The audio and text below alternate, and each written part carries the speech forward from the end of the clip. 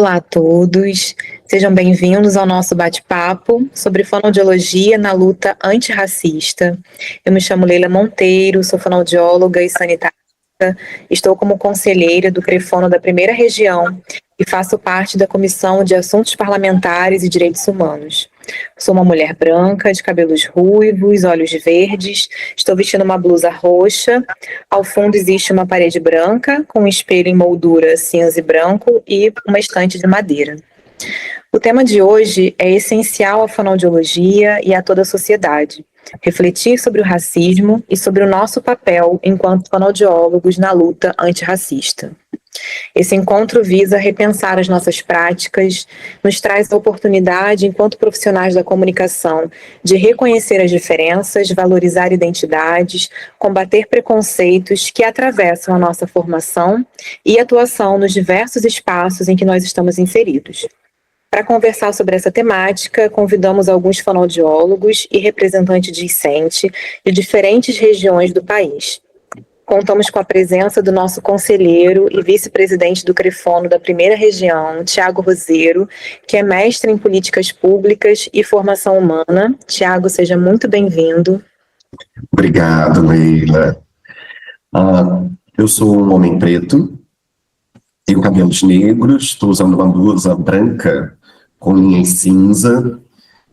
E nesse momento, assim, estamos muito orgulhosos de estarmos lançando esse material dentro do Sistema de Conselhos de Fonoaudiologia, que é um guia de boas práticas para fonoaudiólogos no âmbito da luta antirracista, entendendo isso como uma pauta de direitos humanos e que é parte do nosso dever como fonoaudiólogos. Temos uma clínica, uma atuação profissional alinhada aos direitos humanos e à dignidade da pessoa humana, o que nos leva, né, à discussão sobre o racismo no Brasil e como isso impacta, né, o nosso trabalho, principalmente dos profissionais que atuam no SUS, né? E quero apresentar para vocês um pouquinho de como esse guia ficou. Então, nós estamos apresentando o Guia Fono e Racismo por uma atenção fonoaudiológica antirracista, e ele vai recuperar um pouco das estatísticas em relação à questão racial no Brasil e uma recuperação histórica para contextualizar a luta antirracista. Ele vai passar, né, pelo que é racismo e os principais conceitos sobre racismo, a partir de documentos nacionais e internacionais. Ele vai trazer o conceito da luta antirracista, e como essa luta antirracista ela vem alinhada à luta contra as desigualdades sociais, e vai trazer o nosso código de ética, porque enquanto fonoaudiólogos, ou porque o conselho, né, o sistema de conselhos, está alinhado com essas questões. Então, no nosso código de ética da fonoaudiologia, em seu artigo 4º, inciso 1º, como princípio ético da fonoaudiologia, o respeito à dignidade humana e aos direitos humanos, a promoção da igualdade, da justiça, da equidade e do respeito à diversidade e ao pluralismo, para que não haja discriminação e estigmatização, o que traz a gente a essa discussão com bastante força, que certamente nossos convidados hoje vão aprofundar nessa discussão. E traz algumas orientações de como posso desenvolver uma prática profissional antirracista, ou seja, como no cotidiano da clínica, no cotidiano da nossa prática profissional, nós podemos ter uma atuação ética em relação à questão racial. Ao mesmo tempo, ele vai trazer para a gente algumas possibilidades de aprofundar os canais, né, de denúncia, e algumas possibilidades de como podemos aprofundar o nosso letramento racial. Então, traz alguns vídeos, alguns livros, alguns textos, onde o profissional pode estar aprofundando o seu letramento. E as principais referências em que foram construídos esse material, esse guia.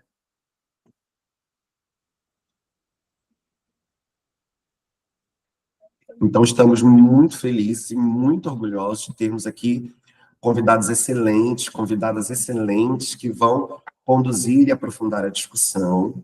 Espero que vocês aproveitem. dizendo que o CREFONO 1, certamente o sistema de conselhos está muito feliz de poder estar trazendo essa dimensão de orientação à prática profissional. Boa noite. Muito obrigada, Tiago.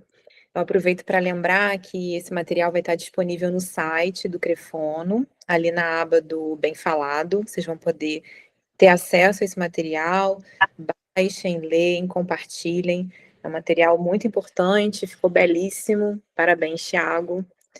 E vamos dando continuidade, né? Então, para debater sobre racismo e a luta antirracista, hoje temos a participação do fonoaudiólogo Marcos Vinícius Cordeiro, que é doutor em saúde coletiva pela Universidade Federal do Espírito Santo, especialista em saúde, direitos humanos e racismo pela ENSP Fiocruz, membro do GT Racismo e Saúde da Abrasco e compõe a equipe de articulação interfederativa do Programa Especial de Saúde do Rio Doce, do Ministério da Saúde. Marcos, seja muito bem-vindo. Olá, Leila. Olá a todas as pessoas que estão nos acompanhando. É um prazer imenso estar aqui. Eu vou fazer minha audiodescrição. Eu sou uma pessoa negra, de pele parda, cabelos com dreads finos e curtos, uso barba, óculos redondos cinza, estou usando uma camisa azul marinho, um colar prata e o pin do Zé Gotinha ao lado direito do peito, e estou com o fundo desfocado. Então, primeiramente dizer que eu estou muito feliz de estar aqui e espero que essa seja, seja um espaço que a gente consiga discutir e trazer contribuições para a nossa profissão. Obrigada, Marcos. Representando o Conselho Federal de Fonoaudiologia, nós temos a conselheira Adriana de Donato Chaves, que é membro da Comissão de Direitos Humanos, doutora em Linguística pela Universidade Federal da Paraíba, atua em pesquisa e extensão nas áreas da fonoaudiologia bilíngue para surdos e na fonoaudiologia educacional, é fundadora do Núcleo de Acessibilidade da Universidade Federal de Pernambuco e compõe a Comissão de Direitos Humanos do 15º Colegiado do Conselho Federal de Fonoaudiologia. Adriana, seja muito bem-vinda. Boa noite a todos e todas, é uma honra estar aqui com vocês. Eu sou uma mulher parda, tenho cabelos lisos, com luzes mais claras, uso agora uma blusa preta, uma camiseta, tenho como característica um sorriso largo e ao fundo temos uma imagem de parede desfocada. Nesse momento eu quero agradecer a oportunidade de representar o Conselho Federal de Fonoaudiologia e vamos seguir com o nosso bate-papo, com a nossa roda de conversa, sempre na perspectiva de colaborar para uma fonoaudiologia cada vez mais inclusiva. Muito obrigada, Adriana. Representando a 7ª região, nós temos a presença da fonoaudióloga Letícia Carvalho, que é presidente da Comissão de Direitos Humanos do Crefono 7, especialista em saúde pública pela Escola de Saúde Pública do Rio Grande do Sul, atua na Casa dos Raros e na Zemulti, em Porto Alegre. Seja bem-vinda, Letícia. Muito obrigada, é um prazer imenso. Eu acho que a gente está vivendo um momento histórico hoje para a nossa profissão. Então, é um prazer muito grande, agradeço pelo convite, espero que eu possa contribuir um pouquinho. Para iniciar minha audiodescrição, então, eu sou uma mulher negra, eu tô com uma camiseta social marrom, o fundo desfocado, o cabelo preso com o coque para trás. Muito obrigada, Letícia. Também contamos hoje com a presença da discente Maria Isabel Costa Moraes, que está no 7º período da graduação em Fonoaudiologia na UFRJ e é diretora da LIAF, Liga Acadêmica de Fonoaudiologia da UFRJ. Mabel, seja muito bem-vinda. Muito boa noite, gente. Primeiro eu quero falar que eu estou muito orgulhosa de estar aqui, orgulhosa como uma mulher preta e entusiasta da saúde coletiva e do SUS também. Então, fazendo minha autodescrição. Eu sou uma mulher preta, tenho cabelos cacheados, Uso uma blusa listrada no preto e branco e uso óculos quadrados. Obrigada, Marisabel. Então, para a gente começar o nosso bate-papo, eu vou trazer aqui a nossa primeira pergunta para a fonoaudióloga Letícia. Letícia, eu gostaria que você falasse um pouquinho sobre como o racismo afeta a vida das pessoas, a saúde das pessoas. Qual é essa relação, né, entre racismo e a saúde?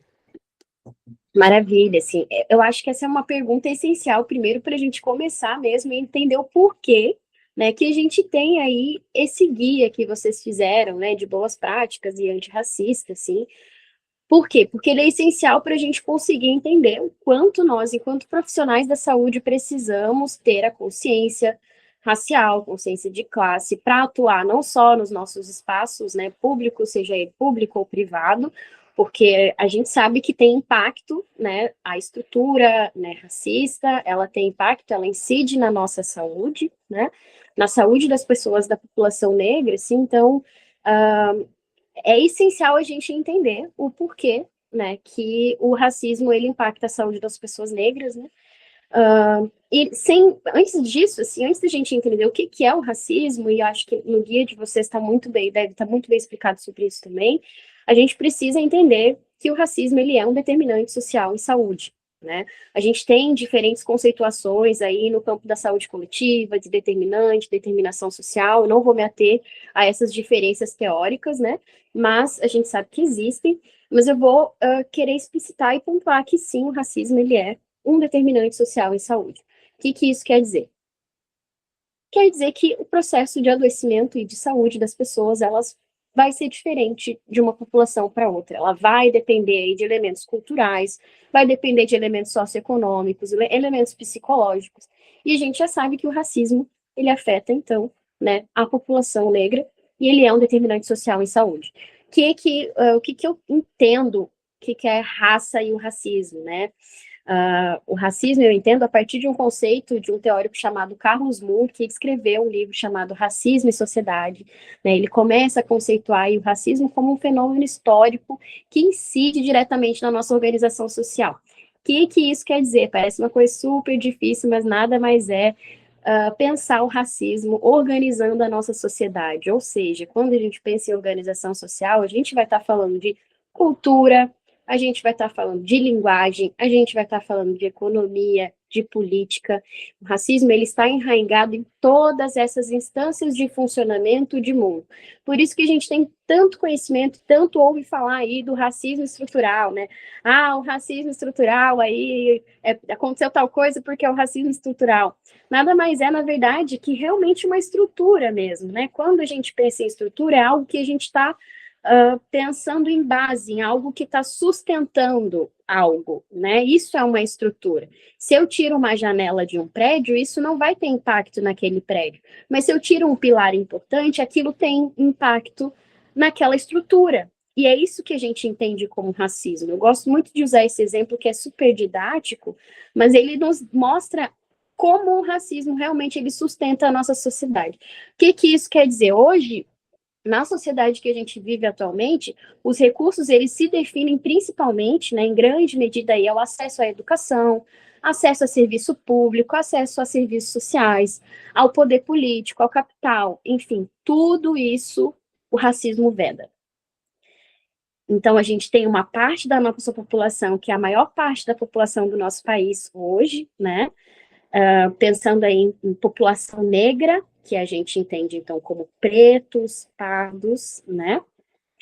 Então, a gente tem um vedamento a espaços de lazer, a espaços sociais, acesso à educação, a piores serviços, a piores condições de trabalho, e isso incide na saúde das pessoas. E nós, enquanto profissionais da saúde, né, antes talvez até de sermos fonoaudiólogos e olharmos para a voz, olharmos para a fala, né? A gente é profissional da saúde e a gente precisa entender que o racismo ele impacta na saúde da população e impacta também na forma com que as pessoas elas vão adoecendo e principalmente morrendo, porque o resultado final, né, do racismo, ele é a morbidade, ele é a mortalidade, ele se materializa nisso.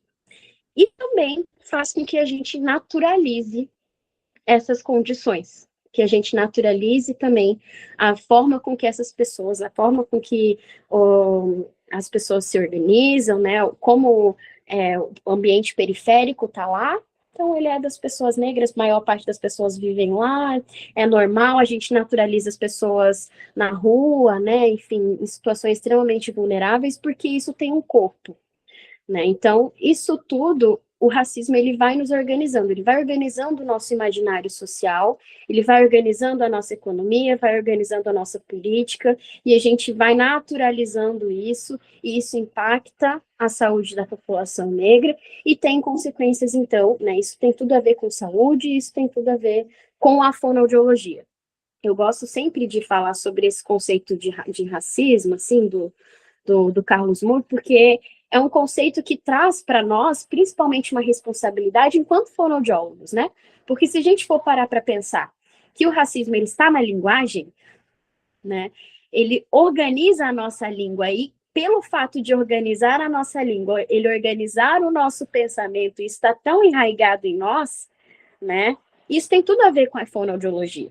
Né? Então, eu gosto muito de pensar nesse conceito, né, de organização mesmo do nosso pensamento, porque nos traz uma responsabilidade enquanto fonoaudiólogos, da gente pensar qual é o nosso papel, né, que eu acho que aqui a gente vai discutir um pouco sobre isso, né, qual é o nosso papel dentro da fonoaudiologia, o que a gente pode fazer enquanto fonoaudiólogos para combater nas nossas práticas clínicas do nosso lugar social, do nosso lugar de profissional, a partir disso impactar na vida das outras pessoas, né? Então, eu acho que a gente vai poder discutir várias abordagens, várias atitudes que a gente pode ter, né, para pensar, assim, como que a gente pode impactar e até mesmo auxiliar aí na mudança dessa realidade, que é o que a gente tem, então, como princípio, né? Eu acredito aqui todos nós nesse momento, e principalmente após a criação desse guia, assim, né? E aí, pensando um pouco nisso, pensando em linguagem, né, a gente poderia trazer vários autores e pensar em vários autores, inclusive a Neuza Souza Santos, né, que é brasileira, ela fala sobre o tornar-se negro no Brasil, né, eu queria até ouvir também um pouco do Marcos, assim, que eu acho que tem também um estudo sobre isso, né, e acho que seria fantástico ouvir dele, queria saber o que ele acha sobre isso também. Letícia, muito obrigado aqui por compartilhar. Eu acho que a gente está bem alinhado conceitualmente, pensando. E quando você faz esse paralelo aí entre o racismo, a fonoaudiologia, a partir da linguagem, me vem alguns pensadores, alguns intelectuais, e primeiro eu trago aqui Frantz Fanon, quando ele vai falar que falar, o ato de falar é estar absolutamente, existir absolutamente para o outro. E se a gente pensa em todo o processo que se deu a escravização de pessoas negras e também de pessoas indígenas, mas aqui focando em pessoas negras, no processo de colonização e construção do nosso país, a primeira coisa que se retira da população negra nesse processo, das pessoas negras escravizadas, era o direito de utilização de sua língua. A primeira coisa que tira, que impõe a essa população é um novo nome. Veja, eu retiro aquilo que manifesta a subjetividade do sujeito, eu retiro a religião, eu retiro a identidade, eu retiro a cultura. E eu gosto muito de pensar a fonoaudiologia enquanto este lugar, essa profissão, essa área, esse campo de conhecimento científico que se ocupa do cuidado, do aperfeiçoamento da comunicação humana. Então, Maquiavel, numa lógica muito perversa em que a branquitude impõe a população negra, indígena, no período colonial, é a retirada da linguagem. Quer matar um povo, retire a língua desse povo, mate a língua desse povo. Então, veja, a gente precisa partir sempre da premissa de que a linguagem é um lugar de poder. E se a linguagem, enquanto local de poder, ela está sendo construída por um grupo que racialmente se coloca no campo da hegemonia, no campo de quem dita o que vai ser, como vai ser, toda a estrutura ela vai ser pensada a partir dessa lógica racista, dessa lógica racial, dessa lógica colonial. Então, eu gosto muito de voltar também e trazer como tema, e trazer a nitidez, esses dois conceitos de raça e de racismo. Então, aquele Mbembe, ele vai definir raça enquanto uma ficção útil. E o que ele está querendo dizer, a raça enquanto uma ficção útil?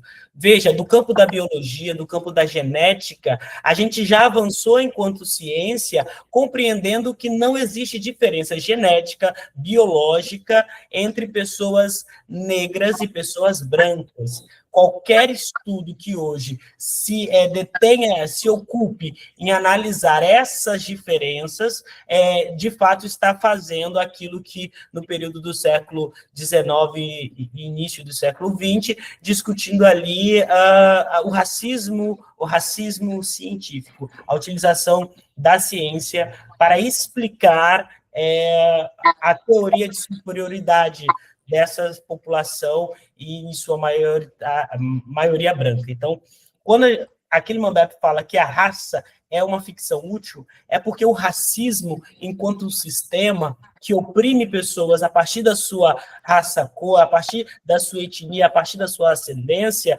ele era muito lucrativo.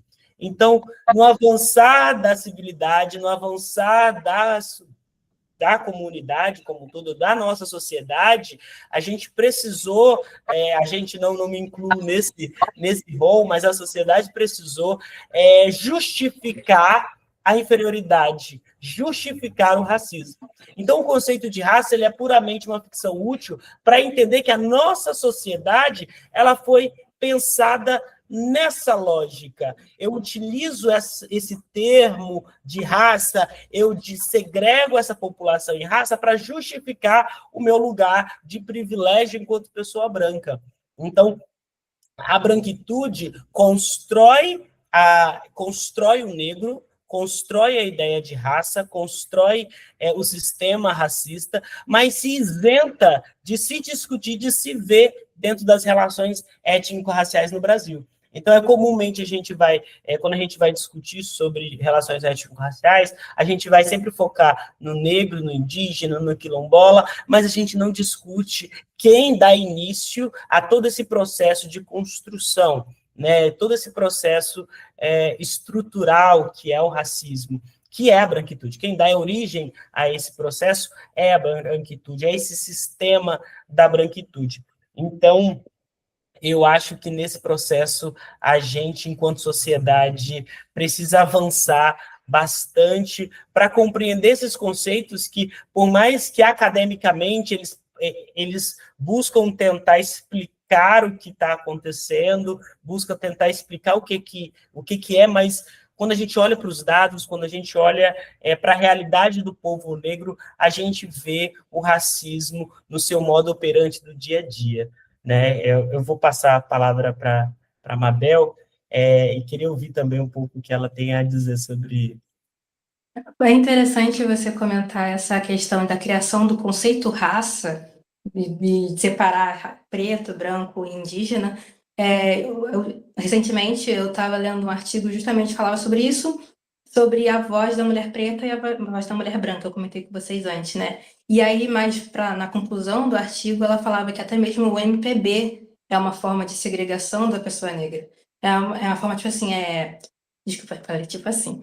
Mas é uma forma de colocar você canta bem, tudo bem, eu entendi. Mas você vai ficar nessa caixinha aqui, do MPB. A outro tipo de música não é para você, é para outra pessoa. Aí é bem interessante ver como o racismo está atrelado, está emaranhado em tudo. É como a Letícia falou, o racismo é tudo hoje em dia. Tá na política, tá na música, tá em tudo que é canto. E a gente precisa realmente... É importante falarmos disso hoje, né? Legal. E assim, voltando para essa pergunta, assim, né? Que é uma pergunta super pertinente, né? Mais uma vez falando, porque é quando a gente faz essa costura da importância da gente pensar isso enquanto profissionais de saúde, enquanto fonoaudiólogos, né? Na nossa formação, principalmente na minha, eu não tive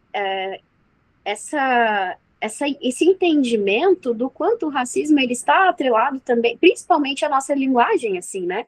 Porque daí é de onde a gente organiza, é quando a gente se torna sujeito, né? É a linguagem que nos faz tornar sujeito, assim, e o racismo está ali, ele está nos formando enquanto sujeitos também, né? Ele está enraizado na nossa língua e na nossa linguagem.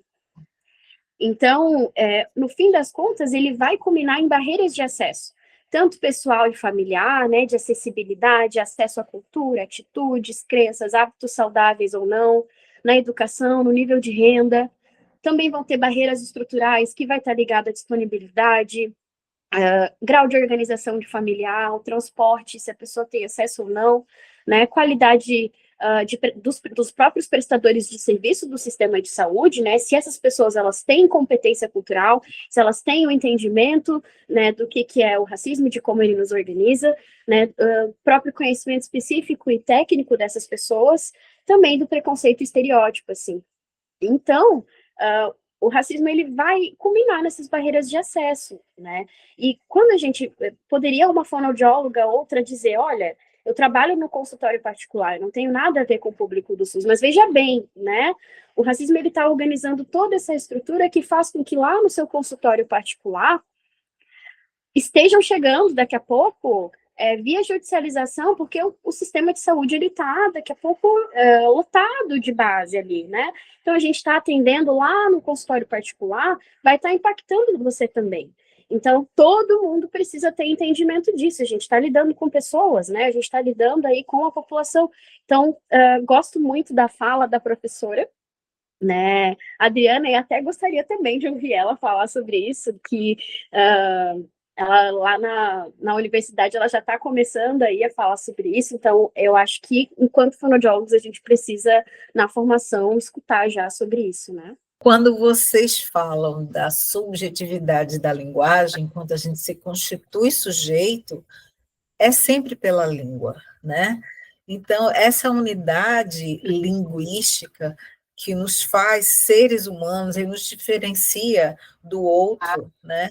Ela entra como o terceiro da relação mãe-bebê e ela vai se organizando e se estruturando através das múltiplas relações que os seres humanos perpassam a sua vivência. E quando a gente, na qualidade de professor de fonoaudiologia, né, da linguagem que eu trabalho, nós discutimos isso em sala de aula, a gente oportuniza uma fonoaudiologia que não olha apenas para o processo saúde e doença, mas que olha para o processo de constituição de sujeito. Sai de uma fonoaudiologia que também pode estar no consultório, mas não necessariamente no consultório, né? A gente passa a olhar a condição de ser humano como um princípio de dignidade e de direito, não de gentileza e não de exceção.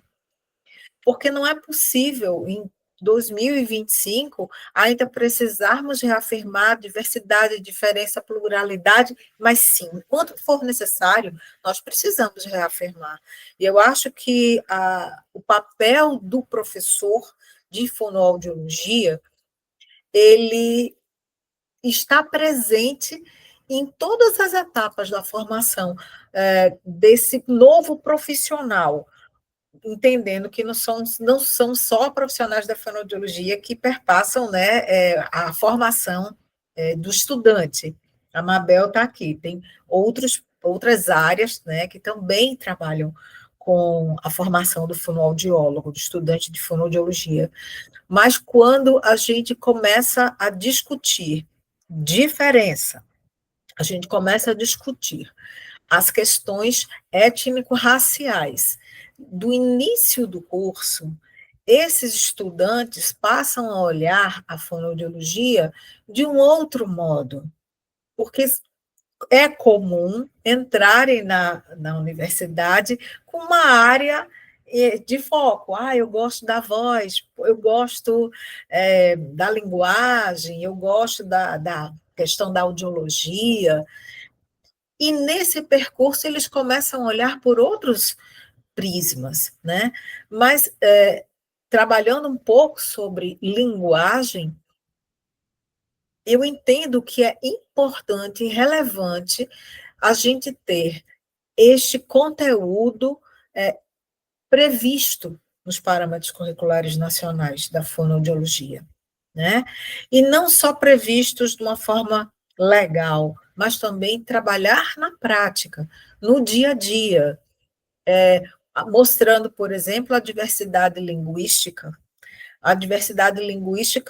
por exemplo, das variações de quilombolas, e que isso não pode ser patologizado, né? A gente precisa olhar as formas como determinados grupos sociais se comunicam e entender que são formas legítimas de comunicação e sair de uma perspectiva homogeneizadora, de uma branquitude que impõe a sua norma como a norma padrão, né? E uma pergunta sempre que eu gosto de ir provocando os estudantes: o que é normal?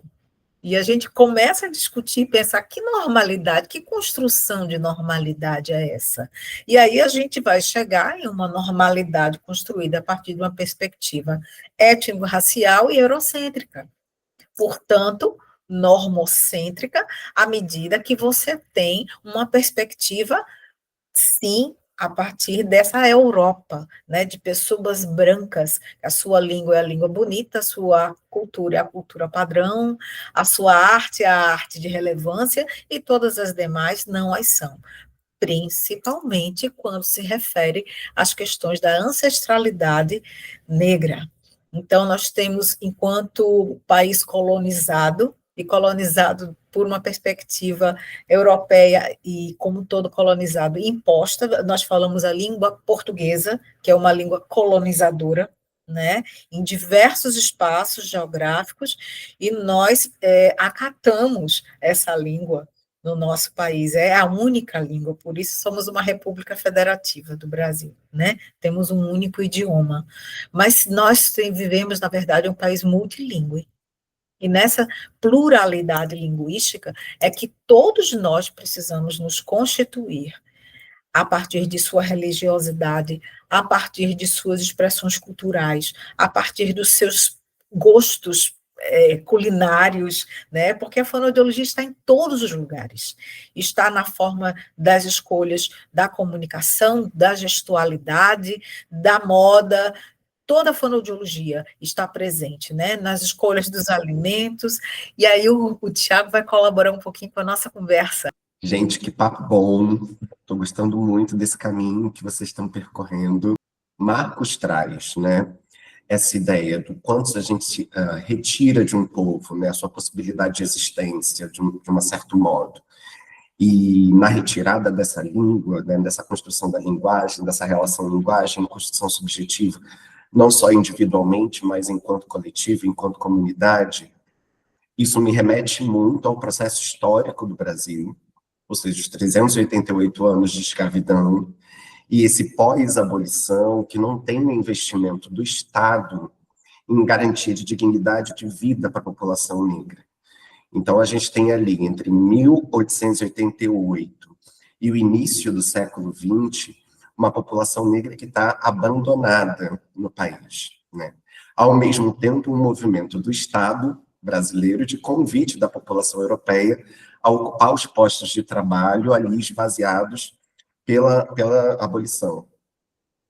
Nesse ínterim, ali, né, entre a primeira e segunda década, como a gente tem uma migração europeia grande para o país, você acaba tendo um problema nas escolas, ou seja, um problema com a linguagem nas escolas, né? E a tentativa de organizar essa língua numa língua única é o momento que a escola cria o dispositivo, a educação cria esse dispositivo dessas profissionais que vão ser responsáveis pela organização da língua e pelas manifestações que vinham a partir disso, ou seja, uma classe europeia que chega ao Brasil e encontra um regime de trabalho que vem da escravidão e que não aceita isso como uma possibilidade de trabalho. E aí isso vai derivar até a década de 30 nas leis do trabalho, né, no governo Vargas. E nesse processo começa a nascer a nossa profissão. Começa a nascer os principais estudos, início dos grandes estudos de linguagem no Brasil. Então, a fonoaudiologia, ela se atravessa com a história da população negra no país. E num lugar que é um lugar bastante delicado, que eu considero hoje uma responsabilidade muito grande. Ou seja, enquanto fonoaudiólogos, por exemplo, na área da linguagem, com essa responsabilidade de produzir a linguagem no corpo, né, de ter um corpo que seja capaz de produzir comunicação de alguma forma, a gente restitui a essa população preta a possibilidade da fala. Então, quando eu atuo no SUS, por exemplo, né, e recebo uma criança negra que tem uma dificuldade de fala, que tem uma ausência de fala, e nesse momento, a minha atuação profissional, ela, para além de ser uma atuação técnica, é uma atuação que está visando garantir um direito humano e produzir uma restituição histórica nesse corpo, nessa coletividade também. Então, eu vejo que a fonoaudiologia, ela tem uma potência nesse lugar que é gigantesca. Eu vou aproveitar aqui o gancho do Tiago, né? Porque a gente hoje, inclusive, tem políticas, né, para a população negra, pensando justamente numa saúde integral, e que a gente, enquanto fonoaudiólogo, pouco se apropria disso na nossa prática, né? A gente pouco conhece, pouco discute. Então, eu gostaria, inclusive, de direcionar para o Marcos, né, que está ali no Ministério da Saúde, que está ali conduzindo essas discussões, né, a nível federal. Então, Marcos, se você puder comentar um pouquinho para a gente, né, sobre como a Política Nacional de Saúde Integral da População Negra pode orientar também a prática fonoaudiológica, né? Como é que a gente consegue lidar com essa interface entre racismo e saúde a partir da perspectiva dessa política? Perfeito, Leila. Eu acho que eu vou tentar pegar o gancho do que a gente estava discutindo até agora e entrar na política. E eu queria fazer uma analogia para a gente tentar entender o peso da história da escravização de pessoas negras no Brasil. Vamos imaginar hoje, se a gente pensar a história do Brasil como uma pessoa que hoje está completando 100 anos de idade. Essa pessoa, ela por quase 70 anos de vida, ela viveu sob o regime de escravidão. Veja, de 100 anos, 70 anos, essa pessoa viveu no regime de escravidão. Ou seja, a maior parte da nossa história, enquanto povo brasileiro, foi construída em cima de desigualdade racial. E é por isso que o racismo não é um acidente. Ele é uma estrutura que organiza as nossas relações, inclusive na saúde. E aqui, para falar na área da saúde, eu quero delimitar três questões de racismo. A gente está falando muito aqui do racismo estrutural, e muitas vezes a gente pensa que o racismo estrutural ele é uma entidade abstrata da qual eu não me ocupo ou a qual eu não me responsabilizo. A culpa é do racismo estrutural e nada se pode fazer sobre isso. Mas veja, eu vou deixar uma pergunta que é o que nos leva a naturalizar que pessoas negras elas sejam a maioria em trabalhos precários, que sejam a maioria em presídios ou morando sob marquises. A cada 10 pessoas em situações de rua, 7 são pessoas negras. E a gente naturaliza isso. Quando eu naturalizo, quando eu não questiono, essa situação é dada, sempre foi assim, vai continuar sendo assim, a população negra continua na periferia, continua nos piores níveis de trabalho, isso é o racismo estrutural. Quando eu falo daquele racismo que leva, muitas vezes, à questão da discriminação interpessoal, que é aquela ofensa, que é aquilo que ganha visibilidade da mídia, quando um jogador de futebol ele é chamado de macaco no meio de um estádio, aquilo dali é racismo individual.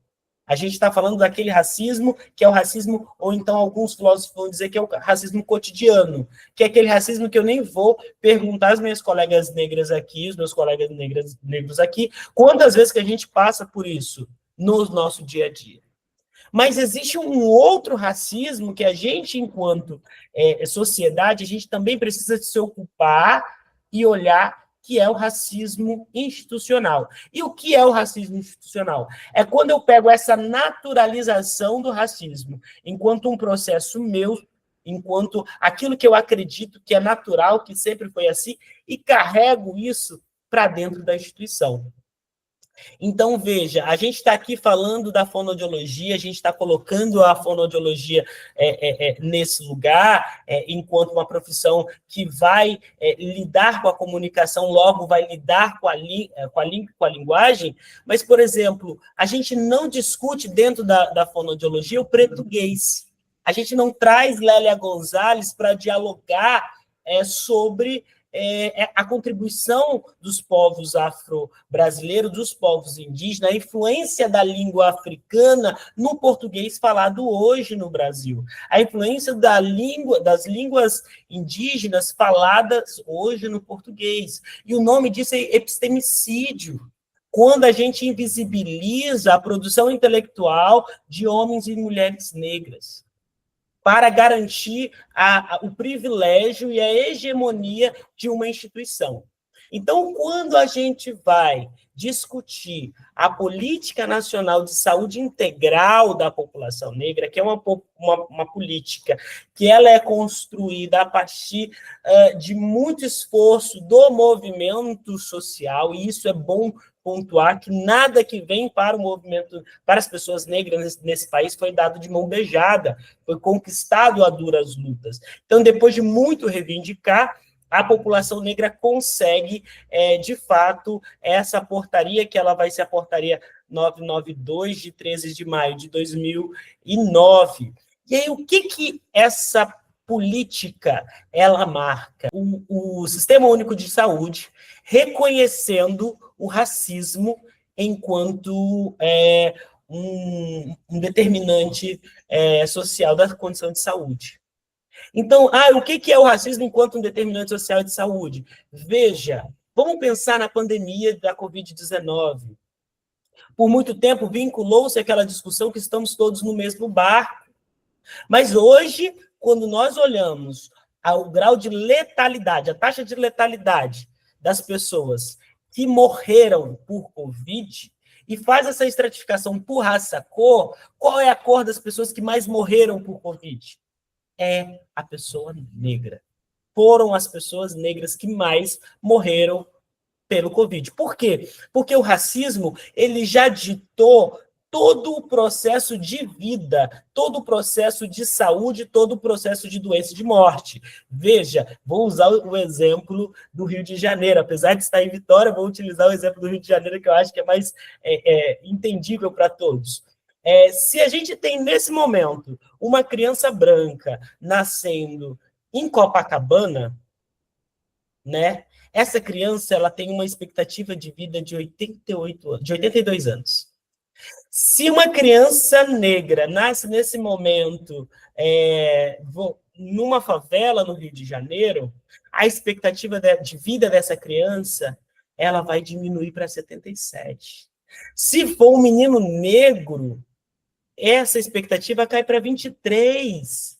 Veja, a gente tem sistemas diferentes, a gente tem modos diferentes de viver, modos diferentes de adoecer e modos diferentes de morrer. É privilégio de pessoas que nunca, nesse país, no cenário de violência que a gente vive no nosso país, pessoas que nunca tiveram que lavar sangue na sua calçada.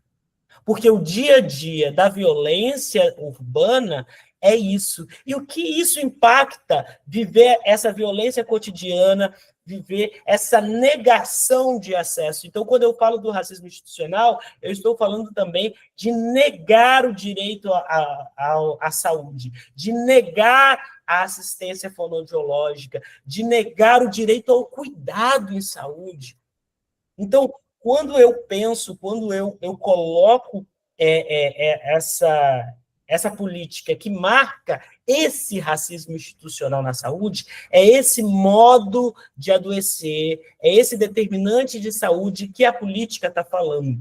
E já para passar, que eu queria ouvir a professora Adriana falando um pouco sobre isso, quando a gente olha para as diretrizes dessa política. Primeiro que é uma política transversal. O que significa ser uma política transversal? Ela é uma política que ela precisa ser absorvida e a sua responsabilidade distribuída em todos os entes federativos, em todas as partes do SUS. Todo profissional de saúde, todos os gestores de saúde precisam se responsabilizar por ela, porque ela é parte também. E aí, a primeira diretriz dessa política, ela vai discutir sobre a inclusão dos temas racismo e saúde da população negra nos processos de formação e educação permanente dos trabalhadores da saúde no exercício do controle social na saúde. Então, o que é primordial e o que vários intelectuais, várias pessoas negras defendem, que a gente vence o racismo a partir da educação, a partir do letramento racial, a partir do momento em que os currículos da fonoaudiologia se adaptem às diretrizes curriculares e traga a saúde da população negra para discussão dentro dos currículos. E isso não é porque a população negra é XYZ, é porque essa população é a maior parte da população brasileira. E ela tem especificidades que vão das questões genéticas até questões sociais, de sofrimento psíquico, linguístico, e como que tudo isso desdobra na saúde. Então, pensando nessa questão das diretrizes da formação, eu gostaria muito de ouvir a Adriana, enquanto professora universitária, falar desse lugar também, do quanto que a gente tem avançado, ou o quanto que a gente precisa avançar para que o currículo da fonoaudiologia dê conta dessa discussão. Gente, eu vou engrossar o caldo, na verdade, tá? Eu vou trazer mais uma camada aqui. Porque você citou um aspecto que eu gosto muito de trabalhar, que é a interseccionalidade, né? E aí você trouxe o segmento LGBTQIAPN+, e eu vou trazer um outro, que são as pessoas negras, pretas, com deficiência, né? Então, soma-se a todos os dados que você trouxe com muita expertise, as pessoas negras surdas que usam a língua de sinais. Então, a gente tem mais uma camada de barreira comunicacional, de impeditivo ao acesso aos serviços primários básicos de saúde. E aí, a gente tem, na vivência, uma vez que eu não sou uma mulher surda, mas participo da comunidade surda, portanto, sou membro da comunidade surda, essas pessoas não têm sequer acesso aos serviços muito, muito elementares, com exceção de vacinação. Né? O que é que eu estou dizendo? Que esse racismo institucional, ele também se desdobra no capacitismo institucional, que aí se somam, né? A gente vai ter o racismo institucional e o capacitismo institucional. E essas pessoas que são surdas sinalizantes, isso é, elas usam a língua de sinais, não usam a língua oral, elas muitas vezes não chegam a esse serviço porque passaram por uma experiência traumatizante de negação do seu acesso à comunicação e ela não vai mais ao serviço de saúde. Então, são outras violências que esses corpos pretos, pardos, sofrem nos seus cotidianos. Só para a gente ilustrar um pouquinho, eu vou trazer possivelmente uma informação que poucas pessoas sabem, mas o tronco linguístico da língua brasileira de sinais é o mesmo da língua americana de sinais, tá? Então, é a língua francesa de sinais, não vem de Portugal. E aí, nos Estados Unidos, por conta do apartheid, criou-se uma outra língua de sinais, que é a Black American Sign Language. Quer dizer, a língua americana de sinais preta, black, negra, né? Porque é o jeito próprio daquelas pessoas surdas sinalizarem a sua cultura, a sua identidade. Então, voltando aqui para a nossa realidade brasileira, quando a gente traz essa nova camada, dentre tantas outras, a gente tem dupla negação de direito à saúde, à educação, aos espaços de convivência. porque ainda hoje a gente tem campanhas dizendo assim, legenda para quem não ouve, mas sente, porque os cinemas nacionais não são legendados. E eu estou falando, veja que se eu estou falando de pessoas surdas, também estou falando de maioria preta e parda, porque o percentual é o mesmo. E mais, muitas vezes nós temos uma negligência do Estado em relação a essas pessoas, porque tem acesso aos serviços de audiologia, né, do implante coclear, mas não tem serviço às outras políticas de saúde. E aí elas usam o aparelho e dessa comunicação ela não fica efetiva. Então, e quem são essas pessoas? A maioria são pretas e pardas. Porque moram no interior, porque a prefeitura tem que levar, né, até os grandes centros. Então, são sistemas endêmicos que adoecem a população. Então, nesse racismo estrutural, eu trago também a questão do capacitismo estrutural para a gente também trazer outras discussões. Mas eu queria ouvir Mabel um pouquinho, né, sobre essas questões que a gente está conversando aqui agora. Eu até ia te fazer uma pergunta, professora. Essas pessoas negras têm até uma dificuldade do acesso na aquisição da língua de sinais, né? Então, cria-se línguas domésticas, se não me engano, nisso. É isso, né? Línguas de sinais domésticas. E então já dificultam o acesso dela, dificulta ainda mais o acesso delas à saúde. Eu aprendi um pouco sobre língua de sinais, sobre Libras, sobre surdez, na faculdade, e nunca me foi chegada essa informação de que pessoas negras, essa camada, sabe, a mais, essa interseccionalidade de pessoa da negritude e da surdez, eu achei bem interessante. Como temos também indígenas surdos, tá, gente? Então, existem línguas indígenas de sinais. A gente está falando sobre questões étnico-raciais, né? Então, só para aculturar mais ainda aí a conversa, também temos línguas indígenas sinalizadas. Vou aproveitar aqui que Mabel está trazendo, né, essa perspectiva discente, né, que é tão importante da gente olhar para a nossa formação, né, o quanto que a gente tem discutido sobre essas temáticas dentro da universidade. Então, Mabel, queria saber a sua opinião. Que mudanças você acredita que sejam necessárias para promover na formação, na pesquisa, na atuação profissional, uma fonoaudiologia mais equitativa? Primeiro, a gente não ouve esse tema na fonoaudiologia. Claro que nas instituições nós temos grupos de ensino, como ligas, grupos de interesse e outros grupos dentro da instituição, mas só o fato da faculdade de fonoaudiologia não comentar sobre isso já é um ato racista, né? Então, eu sendo da UFRJ, tenho muito orgulho da minha formação como fonoaudióloga e também como amante da saúde coletiva. Eu me apaixonei pela saúde coletiva com a professora Cláudia Graça e também com a professora Vânia Pavão.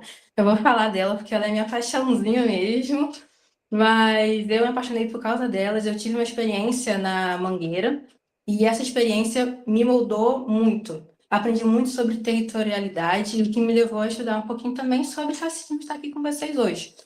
Estudar sobre a história do racismo, a história do povo negro aqui no Brasil, nos faz profissionais melhores. E eu acredito que, desde o primeiro período, essa história brasileira, na verdade, deve ser passada para nós estudantes. Nós estudamos muito sobre SUS no geral, mas não sobre as minorias que o SUS atende. Eu acho que é isso que eu quero falar. Se vocês puderem me dar um apoio nessa fala, eu agradeço muito. Eu diria que são minorias em relação à força e poder, né? Perfeito, Adriana. Eu acho que é muito disso também, Mabel, que você traz. Eu, durante a minha formação, eu não tive referências de docentes negros. Eu não tinha essa discussão sobre como a fonoaudiologia pode pensar a questão étnico-racial. Isso, para mim, e aí a gente fala do tornar-se negro, né? Porque se a gente está num sistema que ele ele apaga essa identidade nossa, a gente só se percebe negros um pouco, pessoas de pele clara só se percebem negros um pouco mais tarde, e essa é uma realidade das nossas universidades. Eu lembro que quando eu era estudante e frequentava congressos da fonoaudiologia, você não via pessoas negras ocupando espaços de representatividade. Você tinha um perfil não só um perfil étnico, um perfil racial, um perfil regional, né? São pessoas, em sua maioria, sudestinas, que estão ali representando, levando a fonoaudiologia, e muitas vezes eu não me via nesse lugar. E não achava que esse lugar da fonoaudiologia era um lugar para mim. Assim, eu lembro que durante a minha formação inteira, principalmente movimento estudantil, as pessoas perguntavam, você é de qual curso? E quando eu falava que eu era fonoaudiólogo, da fonoaudiologia, né, as pessoas falavam, não, você não tem cara de fonoaudiologia. E eu pergunto, qual é a cara da fonoaudiologia? Gente, isso é uma pergunta muito necessária e muito primordial. Qual é a cara da fonoaudiologia? Quando a gente olha, por exemplo, a produção de conhecimento, que a Política Nacional de Saúde da População Negra, ela visa o incentivo da produção de conhecimento científico, pesquisa, comunicação, materiais de comunicação, para comunicar sobre o racismo, para comunicar...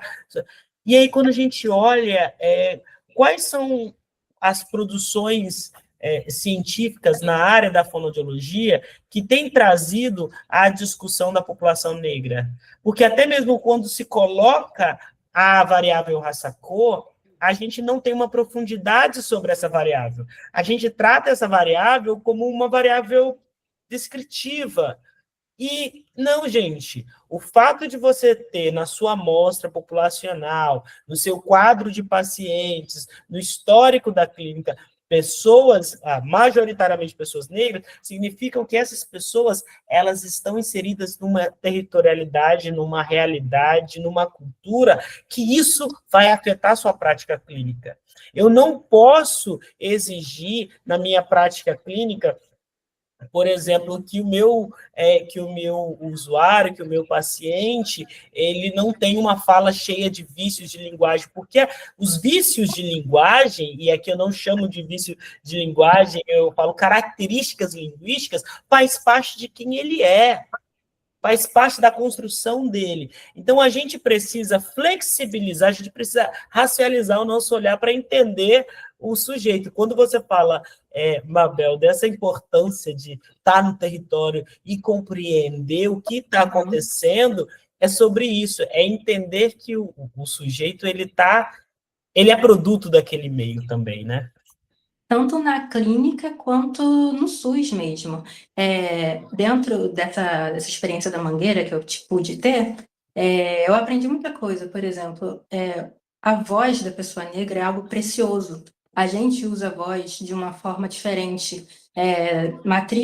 Religiões de matrizes africanas usam a voz de maneira diferente. Então, o jeito que eu trato essa voz é diferente. O jeito que eu trato, por exemplo, um menino que está com atraso de linguagem, eu tenho que pensar, poxa, a mãe dele é diarista ou a mãe dele está em casa indo só para o Pilates, sabe? O jeito que eu vou tratar essa criança é diferente. E a territorialidade e a história brasileira eu acho que é muito importante. Eu gostaria de ouvir agora a Letícia, por favor, se tiver algo para comentar. Eu tenho experiências clínicas, assim como eu atuo no SUS, na minha formação, na verdade, inteira, ela foi focada no público do SUS, assim, então, eu tenho tenho alguma experiência, assim, já nesse momento de formação, voltada, assim, para essa população e atendimento da população negra, né?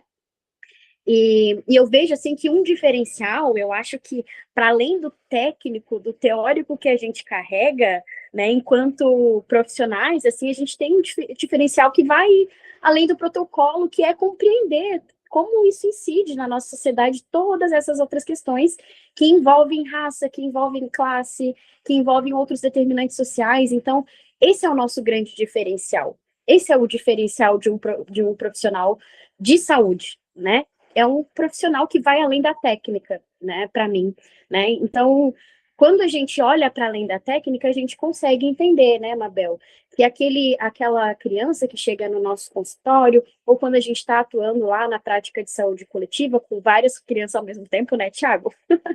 Quando a gente está ali no coletivo, a gente vê que é ali, com esse diferencial, que a gente vai conseguir individualizar cada pessoa, né? A gente vai conseguir ir para além da técnica, porque não sei se muitas pessoas já pararam para pensar, mas como que a gente vai ensinar uma linguagem escrita para crianças que tiveram atraso? Inclusive, pensando na pandemia, que é algo que o Marcos trouxe, né? Que impactou diretamente a linguagem escrita e hoje tem impactado a linguagem escrita das crianças com mais de 12 anos que entraram lá na pandemia, que foi muito mais difícil num colégio estadual, municipal, né? Diferente de um colégio particular e que agora está chegando no nosso consultório, essas crianças com esses atrasos, crianças de 12 a 14 anos que não sabem ler e escrever. Então, a gente vai ter no nosso país um futuro daqui a pouco, de adolescentes, né? Um futuro de uma população negra que já está ligada aí com subempregos, empregos que estão aí precarizados, com renda baixa, então elas vão continuar daqui a pouco nesses locais, porque a gente não teve, na verdade, a gente teve aí o racismo mesmo organizando essa sociedade para que eles estejam nesse momento chegando nos nossos consultórios. Se a gente não tem essa percepção e esse entendimento, como que a gente vai atender essas crianças? Como que eu vou ensinar a linguagem escrita para uma criança que em casa o próprio pai também não tem, e a mãe também não tem? Então, esse é o nosso grande desafio, como enquanto profissional da fonoaudiologia, a gente pensar nessas práticas antirracistas, né? Porque eu acredito muito que pensar isso, nessas práticas antirracistas, é pensar na sustentabilidade da vida.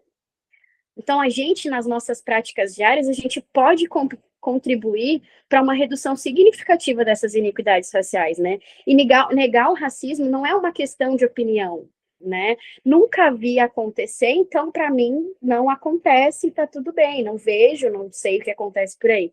Negar o racismo não é uma questão de opinião, é uma questão de reprodução mesmo, legitimar que essas violências continuem acontecendo e legitimar que isso esteja ligado diretamente a essa população, né? Então, eu poderia dar alguns exemplos do que eu faço na minha prática diária, né? Seja fazendo leitura de personagens com protagonismo negro para crianças, usando o meu corpo, porque a gente usa muito o corpo, né? Então, de dizer, olha, o meu cabelo é tão bonito quanto o seu, a sua pele tão bonita quanto a noite, que é muito parecida com a minha, veja, nossa. Então, de fazer esses contrastes e de marcar isso, usar o meu corpo, que eu acabo usando bastante, assim, a gente, enquanto, né, terapeuta, vai fazendo isso na cena clínica ali, né?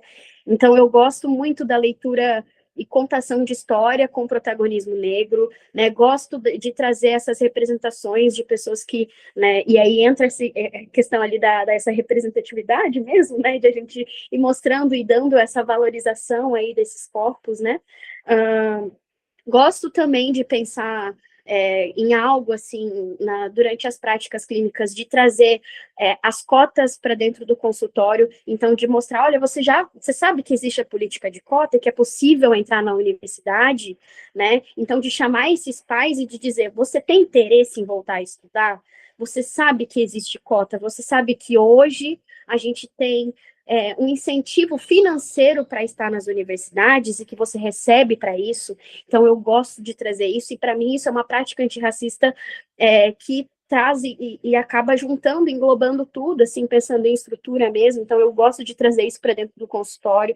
Então, eu sempre pergunto questões socioeconômicas, né? Isso para mim é uma prática antirracista, é algo que nós, enquanto fonoaudiólogos, podemos fazer do nosso lugar, assim, e eu poderia dar outros exemplos também, né, de como que a gente vai combatendo, assim. Acho que, para mim, esse espaço de construção e de educação, ele é fundamental, né, enquanto a gente estuda, enquanto a gente se antena e vai se ligando aí, né, fazendo essas conexões neuronais mesmo, para mim já é um combate também, né, para mim a gente já faz bastante, então esse guia Para mim é histórico, eu acho que ele abre para nós da fonoaudiologia aí um início de algo fantástico, assim, de ter isso, poder ter isso em mãos e poder dizer e mostrar para os outros fonoaudiólogos, para mim vai ser fantástico.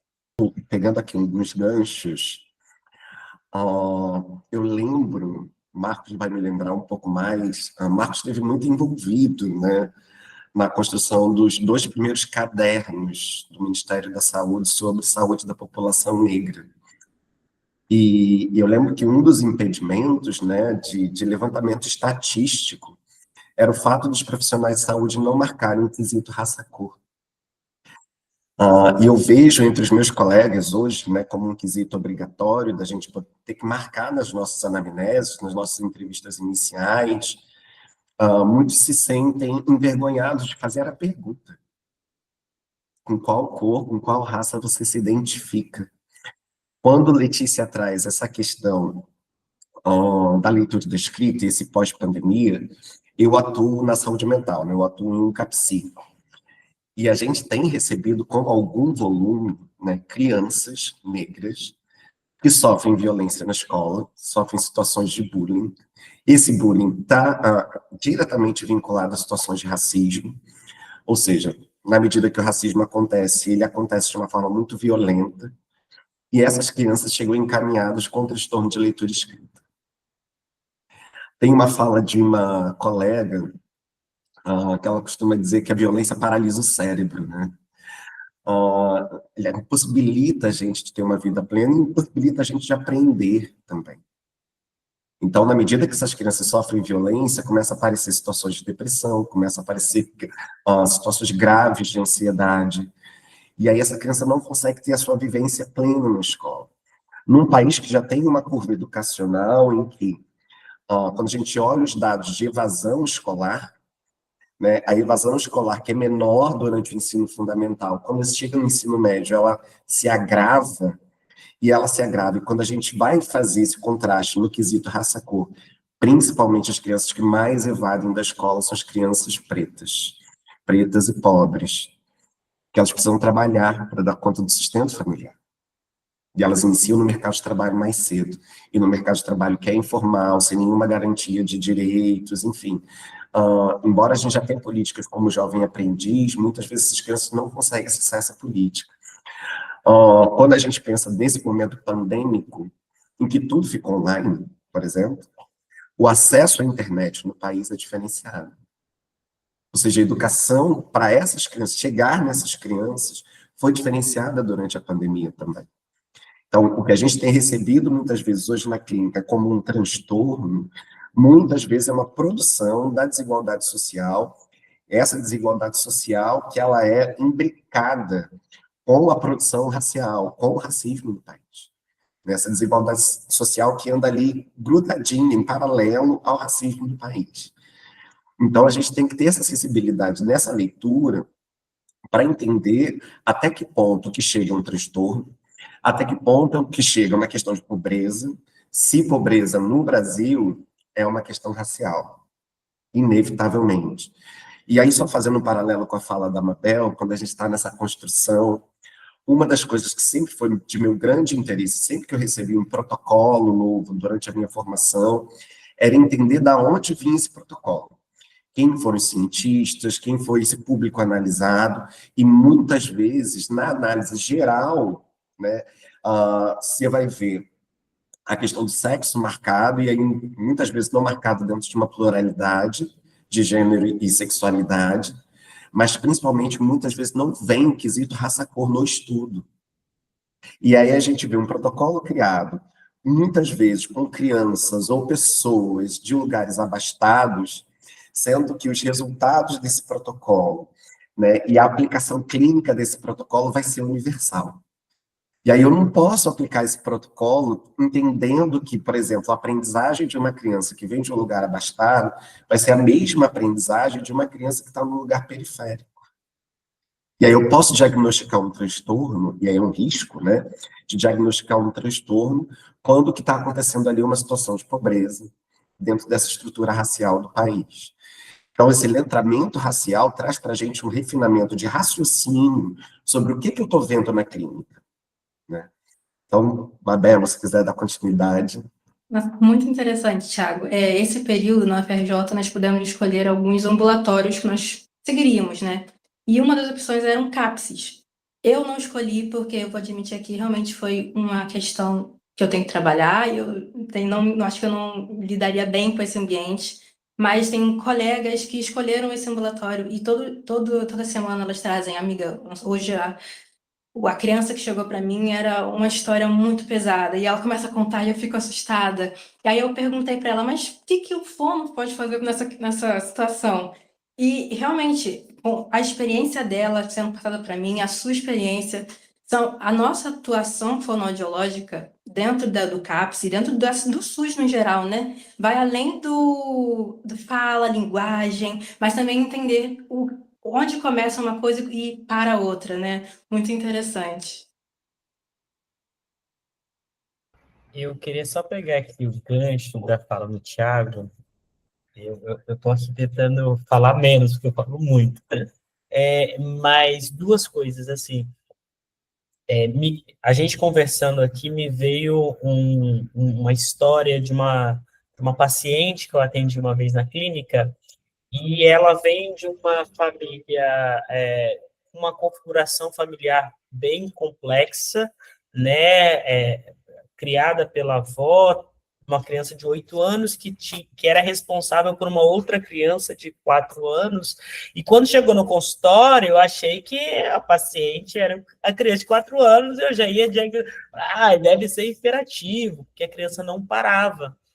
E eu não vi essa criança no consultório. Eu não vi ela na sala de espera. Quando ela entrou, eu fui pego de surpresa, porque ela o tempo todo, ela não fazia contato visual, ela não falava, e a responsável por ela vira e fala assim, essa menina é burra, ela não aprende nada, tem dificuldade.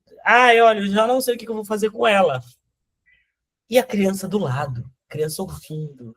E aí eu tive que pedir para alguém retirar o familiar e fui tentar fazer uma abordagem com essa criança. E aí eu perguntei para ela, fui tentando perguntar, o que você gosta? E ela não falava, ela nem olhava para mim. O momento que essa criança olha para mim, eu pergunto para ela, mas o que você gosta de brincar com seus amiguinhos na escola? Ela para, ela estava até então de cabeça baixa, ela olha no fundo do meu olho e ela fala bem assim, tio, eu não tenho amigos na escola. Todo mundo me chama de gorda, de preta, de macaca, de baleia. E aí ela vai narrando um monte de violência. Gente, isso não é bullying, isso é racismo. A gente precisa nomear, porque, enquanto fonoaudiólogos, a gente sabe se o processo de nomeação é a primeira forma de identificar algo que está acontecendo. Se a gente não nomeia, aquilo dali não existe. Então, aquela criança estava sofrendo racismo. E aí, naquele momento, eu fiquei completamente desconcertado, porque a afetação daquela criança eu também senti. E aí, numa conversa com essa criança, ela virou e falou assim, ela solta alguma coisa do tipo, não, mas eu venho, todo mundo, eu pergunto para ela se ela tinha se ela sabia que as pessoas que existiam pessoas negras poderosas no mundo, e ela virou e falou assim, não, as pessoas negras são escravas. E eu fico assustado, mais uma vez, e o meu momento ali foi apresentar para ela fotos, né, da Beyoncé, por exemplo, de referências de pessoas negras e conversar com aquela, para construir aquele vínculo.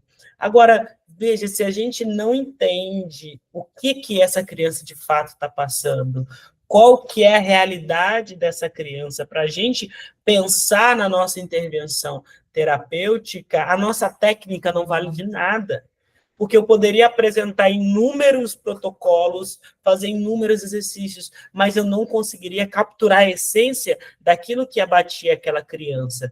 Então, quando o Thiago traz a questão do boletim epidemiológico, isso é algo que a gente tem uma dificuldade muito grande na produção de dados dentro do Sistema Único de Saúde, é que as pessoas elas têm medo de perguntar os dados, e aí a gente não consegue produzir materiais com rigor metodológico para avaliar risco, para avaliar coisas mais profundas, porque simplesmente as pessoas têm medo de perguntar qual é a raça-cor. Mas veja, o estado com maior taxa de completude da variável raça-cor é o estado de Santa Catarina, majoritariamente branco. Percebam, a escolha o medo de perguntar, ele não é para qualquer pessoa, porque você não tem medo de perguntar a raça-cor para uma pessoa branca. Agora, quando é para uma pessoa negra, quando é uma pessoa parda, quando é uma pessoa indígena, esse medo existe. E esse medo também é esse racismo que a gente traz internalizado para a gente. Então, esse processo de desconstrução, ele passa pelo letramento racial e ele precisa ser capilarizado na produção de conhecimento, na comunicação e no dia a dia da prática fonoaudiológica, né? E quando a gente fala sobre letramento racial na fonoaudiologia, né, a gente está falando de uma categoria profissional que é permeada pela branquitude, né? A gente tem majoritariamente, né, uma composição da nossa categoria profissional de pessoas brancas, né? Então eu queria inclusive direcionar uma pergunta para a Adriana, enquanto conselheira federal, né? Como se manifesta, né, esse exercício profissional antirracista, né, na nossa prática fonoaudiológica? E se o Conselho Federal de Fonoaudiologia tem propostas atuais em relação a essa temática? Acho que a primeira coisa que eu gostaria de falar, antes de responder em nome do Conselho, é o que o Marcos falou, que é validar. Enquanto fonoaudiólogo, a gente precisa validar uma fala, um pedido de socorro, que muitas vezes ele não é tão explícito, como ele relatou agora dessa criança.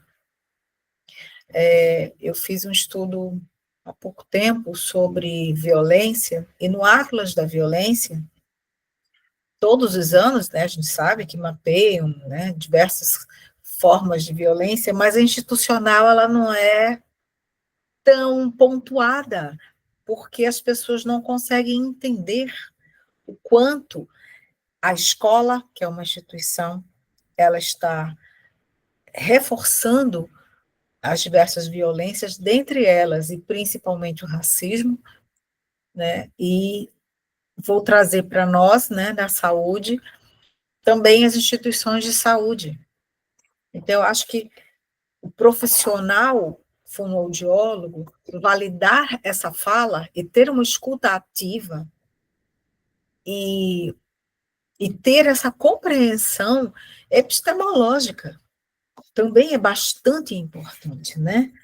Enquanto o Conselho Federal de Fonoaudiologia, eu represento a Comissão de Direitos Humanos, que ela foi criada no colegiado anterior, no 14º colegiado, nós estamos agora, e eu represento esse 15º colegiado como um dos membros.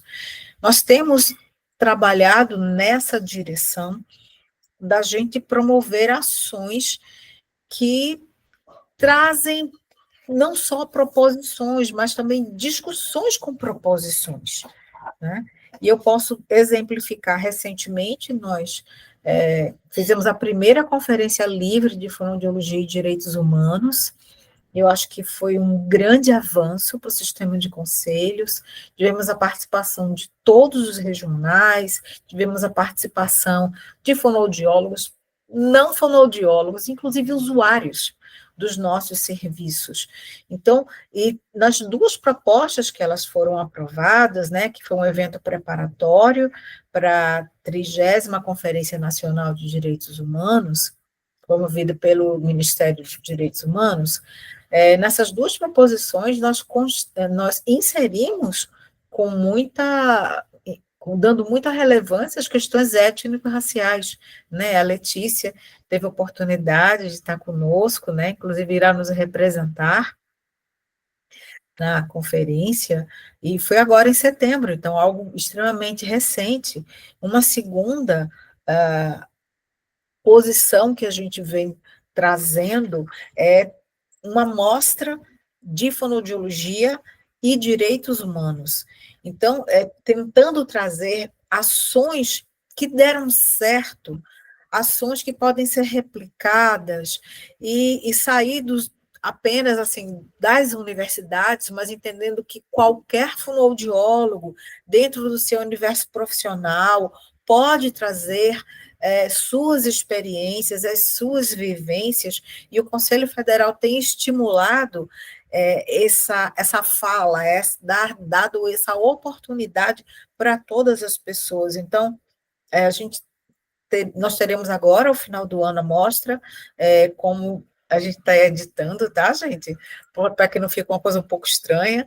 O edital foi aberto agora, mas a live vai ser apresentada mais tarde. Mas no ano que vem tem mais. Por acaso alguém não se inscrever, ano que vem teremos uma nova mostra de fonoaudiologia e direitos humanos. E que ela objetiva exatamente destacar essa atuação em fonoaudiologia, em uma fonoaudiologia plural, em uma fonoaudiologia inclusiva, nos diferentes espaços sociais, né? E considerando essa diversidade e essa equidade. E a gente não pode se eximir, enquanto sistema de conselhos, da nossa responsabilidade enquanto órgão fiscalizador e regulamentador. Né? Se perguntar, hoje nós temos uma portaria, uma resolução do Conselho Federal sobre questões antirracistas? Nós não temos, mas nós endossamos, aplaudimos e reforçamos essa pauta, essa agenda, é mais do que uma pauta, é uma agenda, um compromisso que o Conselho Federal vem assumindo, e nós, enquanto sistema de conselhos, estamos extremamente felizes com esse e-book, essa iniciativa do CREFONO, né, da primeira região. Nós endossamos e entendemos da urgência dessa agenda ser implementada em todo o sistema de conselhos, não apenas a partir desta iniciativa. E repito que nós aplaudimos, né, um material de qualidade, um material pensado com cientificidade, trazendo questões da legalidade, mas também com um olhar na ponta do usuário, né? Do prestador de serviço, mas também desse usuário. Então, enquanto sistema de conselhos, nós estamos irmanados nessa 15ª gestão do Conselho Federal de Fonoaudiologia, e nós aplaudimos essa iniciativa, nós estamos realmente muito felizes, e o Tiago, né, que vem liderando, capitaneando aí essas questões, eu vou passar a palavra para que ele coloque da relevância, da importância dessa construção desse documento, um documento no sentido de uma escrita política, tá? É uma escrita política, eu acho que isso é importante de ser pontuado, mas, ao mesmo tempo, e aí pegando o gancho, né? A gente usou esse termo um bocado hoje, pegando o gancho da Adriana, a fonoaudiologia, desde que ela foi regulamentada, né, em 1981, ela teve um crescimento científico que eu considero vertiginoso. Ou seja, em 43 anos de regulamentação, nós chegamos em 15 áreas de especialidade, por exemplo. Né? Então, a gente está falando de um crescimento vertiginoso do ponto de vista científico. Só que essa ciência ela tem uma encomenda. E, principalmente, tem uma dimensão, e aí vou usar uma perspectiva do Foucault, que é a dimensão desse profissional ou dessa pessoa que chega ao ensino superior, né? E ela ganha uma dimensão de administração da vida pública. Então, quando a gente assume, de uma certa forma, né, o ensino superior, a gente vai entrar em alguma área de administração da vida pública. Então, na saúde, a gente é responsável pelo acesso da população ao cuidado. Então, eu acho que tomar essa responsabilidade, né, enquanto sistema de conselhos de fonoaudiologia, a gente endossa que o profissional assuma a responsabilidade pelo acesso, e aí quando a gente puxa, por exemplo, Paulo Freire, e faz um atrito entre Paulo Freire e disfagia, né? Será que essa pessoa que está disfática tem que comer em casa, né? E esse precisa ser um questionamento na clínica, por exemplo, entendendo que a desigualdade vai bater nesse lugar da pobreza novamente, né? Do acesso à alimentação, e isso tudo vai se imbricar com o nosso fazer. Eu acho que o sistema de conselhos estabelecer uma posição de uma fonoaudiologia antirracista, né, que é o que nos une aqui nesse momento, assim, estabelecer que a fonoaudiologia está engajada com a luta antirracista, do lugar de regulamentadores, de orientadores da prática profissional, é um marco. É um marco. Eu queria aproveitar e puxar um gancho também, já que a gente familiarizou essa palavra, né? Eu acho que, quando a Adriana coloca, eu acho que estamos... Eu acho que já... Não gosto de dizer que passou da hora, né? Mas agora estamos na hora de discutir, dentro do sistema de conselho, essa resolução. A gente precisa discutir as questões étnico-raciais de forma instituída, não sou Foucaultiano, né? Mas pensar nessa análise institucional, aquilo que está colocado, se não está colocado, isso não existe. A gente precisa ampliar essa discussão étnico-racial, inclusive nos espaços da Sociedade Brasileira de Fonoaudiologia.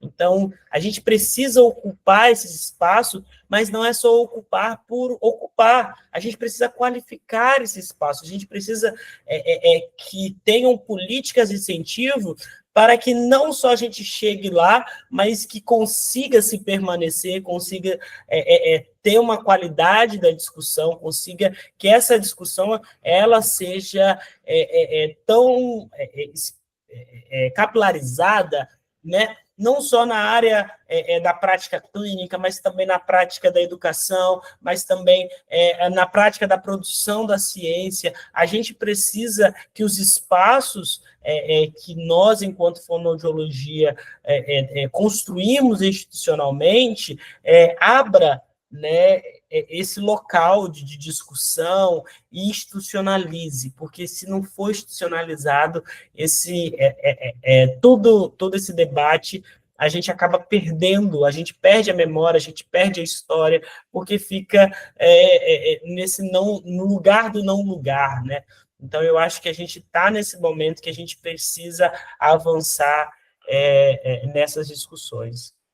Eu acho que casa muito, Marcos, com a ideia que a gente vê e percebe, né, de quando um fonoaudiólogo, uma fonoaudióloga preta é chamado para o debate, geralmente são sobre questões raciais.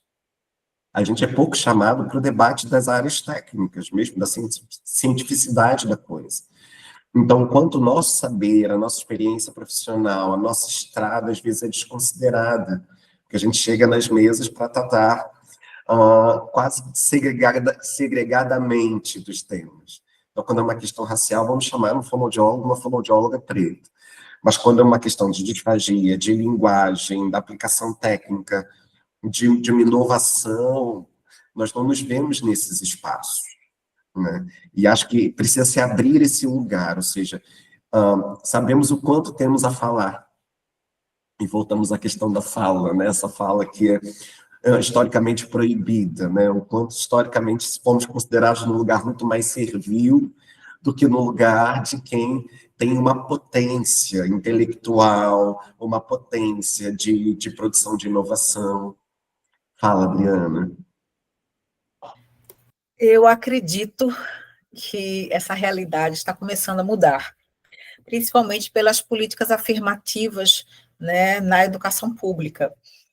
Eu sou formada, eu me graduei em 89, e em 89 não existia essa discussão, mas a discussão que existia era de classe social, porque nós tínhamos uma fonoaudiologia extremamente elitizada, né? E por que ela era elitizada? E vocês já colocaram essas questões.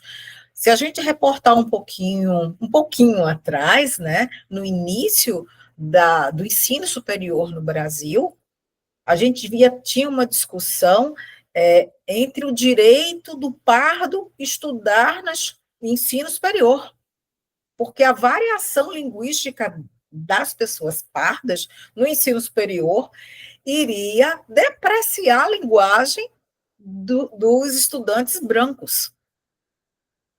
E hoje nós temos cotas, e não como privilégio. Não como privilégio.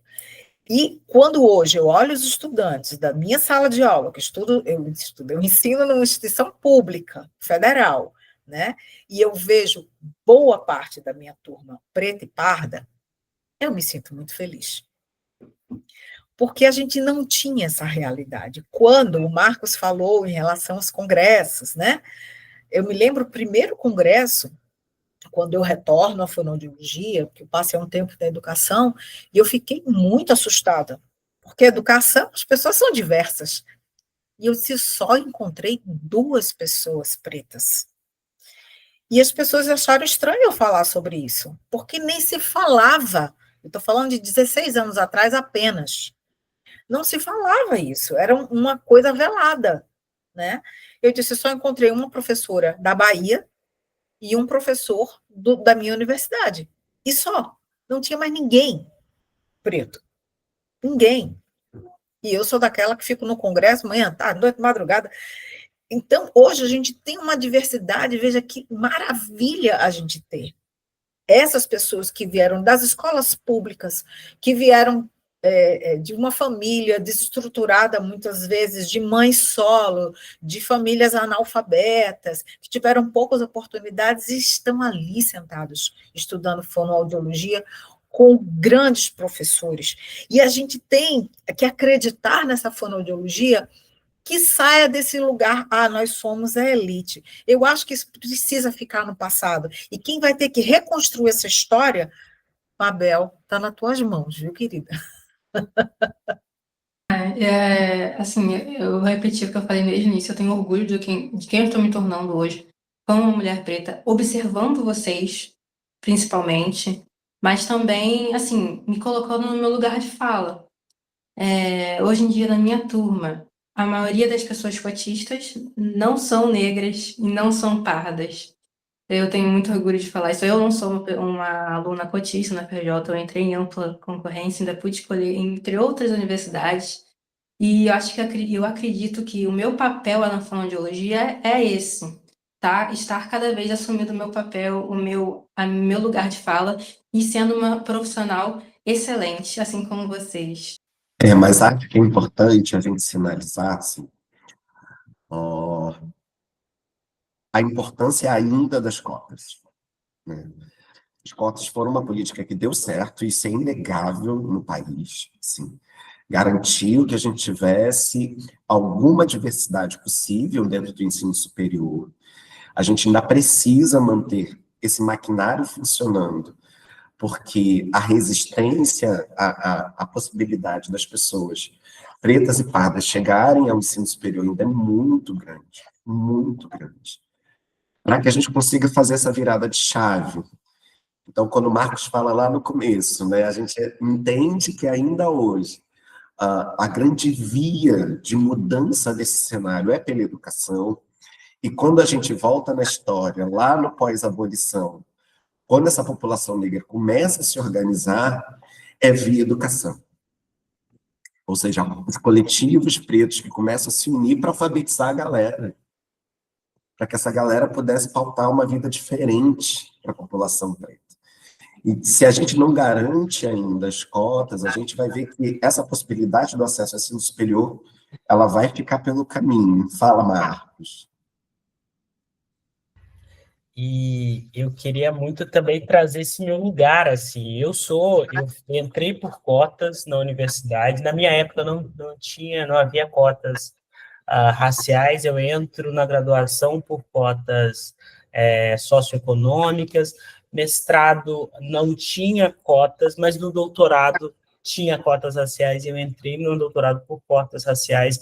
No mestrado, o meu programa ele faz uma distribuição de incentivo de política afirmativa para alunos negros terem acesso à bolsa, então só por isso eu consegui terminar o meu mestrado com bolsa, e isso foi um dos poucos momentos da minha vida que eu pude só estudar, né? Porque a gente sempre tem que estar fazendo milhares de outras coisas. E uma coisa que eu acho que é muito importante quando a gente vai falar sobre questões de cotas é que em 1968, se não me falha a memória, entra em vigor a lei do boi, que ela garantia que 50% das vagas de instituições públicas de ensino superior era destinados para os filhos dos grandes latifundiários. Quem eram os grandes latifundiários? Não eram as pessoas negras, não eram as pessoas brancas. Essa lei vigorou até 1985, com a queda do regime militar e a ascensão da redemocratização. Se a gente faz uma volta no passado e vai lá no século XIX, quando os italianos, a migração italiana, a migração alemã, ela chega no país, toda pessoa que chegava, a partir dos 3 anos, ela recebia uma ajuda financeira. O que é isso? Isso é cota. Isso é política afirmativa. Então, eu dou dinheiro, eu dou território, eu dou casa para essas pessoas. Então, a população branca, ao longo da história do Brasil, veja, desde 1800 e alguma coisa, do início do século XX, a gente já tem política de cotas para as pessoas brancas. Mas isso só se torna um problema, só toma a discussão, porque eu sou contra, eu sou a favor, quando esse privilégio, esse direito vai para a população negra, que historicamente não tinha acesso. A primeira Constituição do Brasil, em 1824, ela negava que pessoas negras, mesmo que libertas, acessassem a educação pública. Então, a defesa das cotas, e eu acho que é muito importante também a gente falar quando a gente não utiliza desse mecanismo, mas garantir que esse mecanismo aconteça, é um marco civilizatório da universidade pública que a gente quer, do Brasil que a gente quer. Então, defender a diversidade étnico-cultural, religiosa, a diversidade sexual e de gênero dentro desses ambientes é um marco civilizatório daquilo que a gente quer enquanto nação. A gente quer uma nação diversa, a gente quer um país grande, a gente quer um Brasil soberano, onde se garanta, de fato, que nós possamos ser quem nós somos e que essa pluralidade, que essa diversidade, ela seja celebrada na nossa sociedade. Gente, o nosso bate-papo está maravilhoso, riquíssimo, reflexões, assim, super relevantes, mas infelizmente ele está chegando ao fim. Eu gostaria muito de agradecer a disponibilidade de cada um de vocês por estar aqui conosco nessa noite.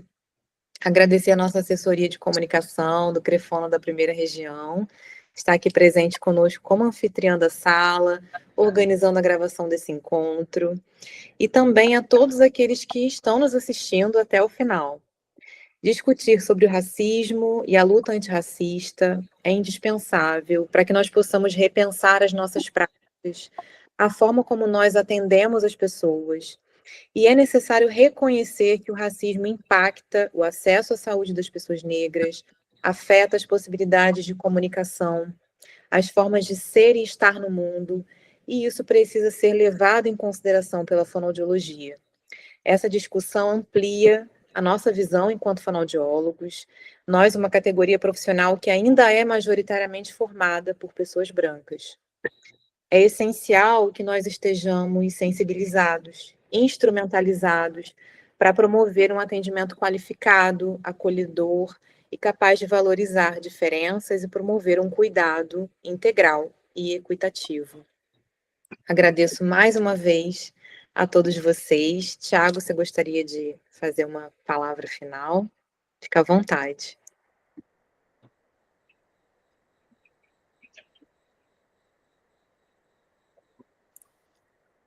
Olha, eu acho que essa fala do Marcos traz a dimensão do que nós estamos pautando durante todo o encontro, assim.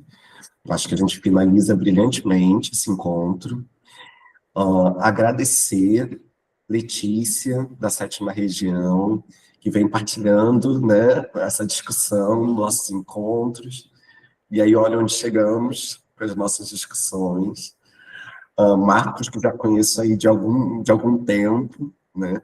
E o quanto esse encontro, as nossas produções também possibilitaram chegar aqui, a gente levantar essa pauta e conseguir construir com essa pauta alguma coisa concreta. Agradecer a Adriana, né? Nos encontramos uma única vez, mas essa única vez foi de uma discussão também muito grande sobre as pautas de direitos humanos e o acesso da população.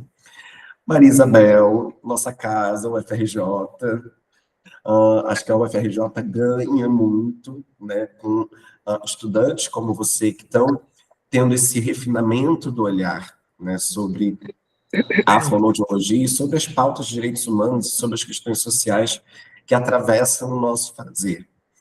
Então, enquanto vice-presidente da primeira região, eu me sinto orgulhoso, maravilhado, não sei nem se tem uma palavra que caiba, acho que a palavra não dá conta, né, desse momento, mas fico profundamente agradecido. Agradeço ao 14º colegiado do Crifono 1 por ter aprovado e ter endossado que a gente pudesse chegar aqui e fazer isso. Acho que é uma demonstração de que o sistema de conselhos está se alinhando com as questões da sociedade. E aí a função final de um conselho de fiscalização e orientação da prática profissional é o cuidado com a população, é garantir que a população tenha um acesso a um profissional qualificado, que seja de fato uma fonoaudióloga, um fonoaudiólogo, mas que tenha uma atuação ética e engajada com a dignidade da pessoa.